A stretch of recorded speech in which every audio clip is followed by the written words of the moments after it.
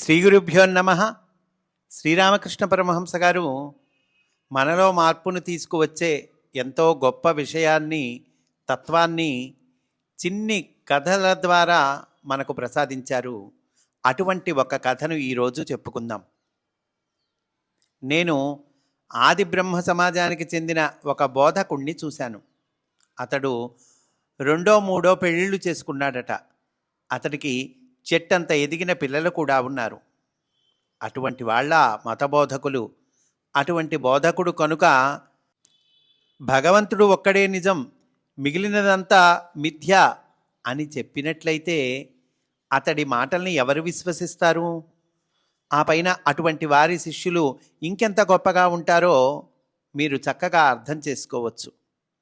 అంతేకాక ఇదే విషయాన్ని వివరిస్తూ మరొక సందర్భంలో తమ అనుభవాన్ని ఒకదాన్ని కూడా గురుదేవులు చెప్పారు. సింధీకి చెందిన మహేంద్ర కవిరాజు ఒకసారి రామ్లాలు అంటే రామకృష్ణ పరమహంస గారి అన్నగారి కొడుకండి, రామ్లాలుకు 5 రూపాయలు ఇచ్చాడు. ఎవరిచ్చారండి? సింధీకి చెందిన మహేంద్ర కవిరాజు గారు ఇచ్చారట. నాకు ఆ సంగతి తెలియలేదు. అంటే గురుదేవులు రామకృష్ణ పరమహంస గారు చెప్తూ ఉన్నారండి, నాకు ఆ సంగతి తెలియదు. రామలాలు నాతో ఆ విషయం చెప్పినప్పుడు ఆ డబ్బు ఎవరి కోసం అని నేను అడిగాను.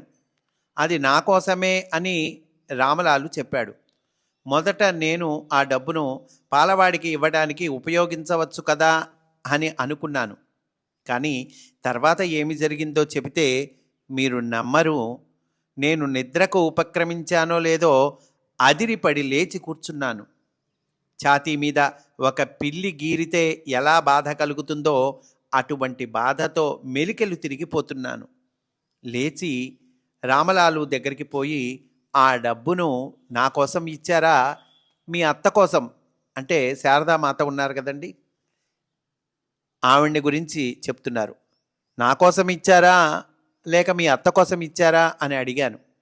నా కోసమే అని రామలాలు చెప్పాడు. నేను అతడితో, అయితే వెంటనే ఆ డబ్బును వాపసు చేసిరా అని చెప్పాను. రామలాలు మర్నాటి ఉదయమే ఆ డబ్బును తిరిగి ఇచ్చివేశాడు. ఇతరులకు బోధించాలనుకునేవాడు ఎంత ఖచ్చితమైన జీవితం గడపాలో గురుదేవులు ఈ సంఘటనతో వివరించారు. అంటే ముందు తాను క్లీన్గా ఉండాలండి, తాను ఆచరణలో పెట్టడానికి ప్రయత్నం చేయాలి, ఆచరణలో పెట్టాలి, ఆ తర్వాత బోధించాలి. శ్రీరామకృష్ణులు తాను స్వయంగా పాటించే నియమాల వలన లోకులు తనను చిన్నచూపు చూసినా పట్టించుకోకుండా ఖచ్చితంగా నియమాలకే ఎలా కట్టుబడి ఉండాలో ఈ సంఘటన ద్వారా తెలియచెప్పారు.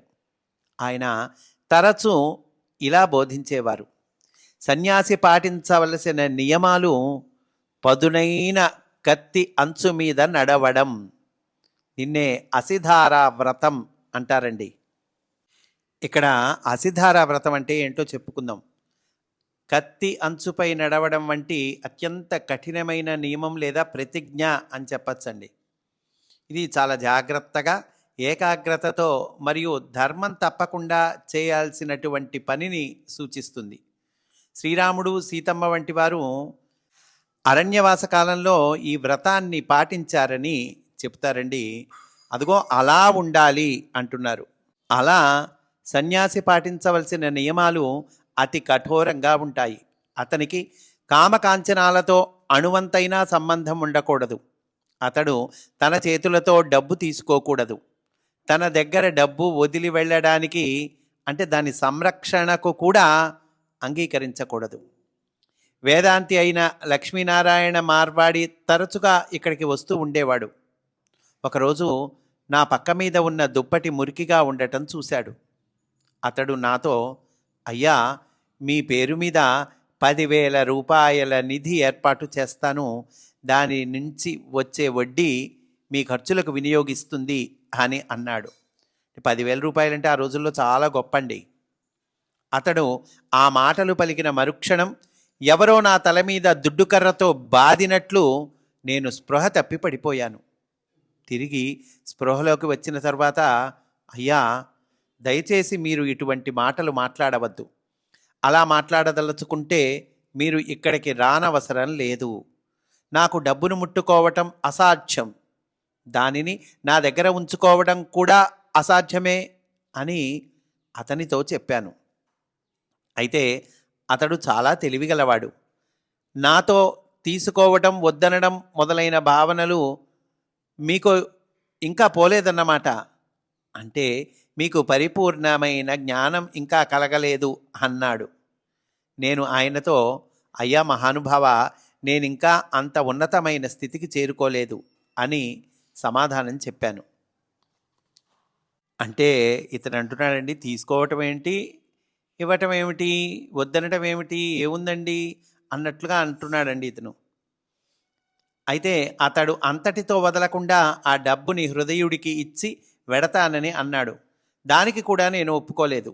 అతడితో, అదేమీ కుదరదు, మీరు ఆ డబ్బును హృదయుడికి ఇచ్చి వెడితే దానిని నా అవసరాల నిమిత్తం ఖర్చు పెట్టడానికి నేను అతనికి పురమాయించాల్సి వస్తుంది. అతడు నా మాట వినకపోతే నేను క్రోధానికి లోను కావచ్చు. ధనంతో అణుమాత్రమైన సంపర్కం కూడా నిస్సందేహంగా చేటు తెచ్చిపెడుతుంది.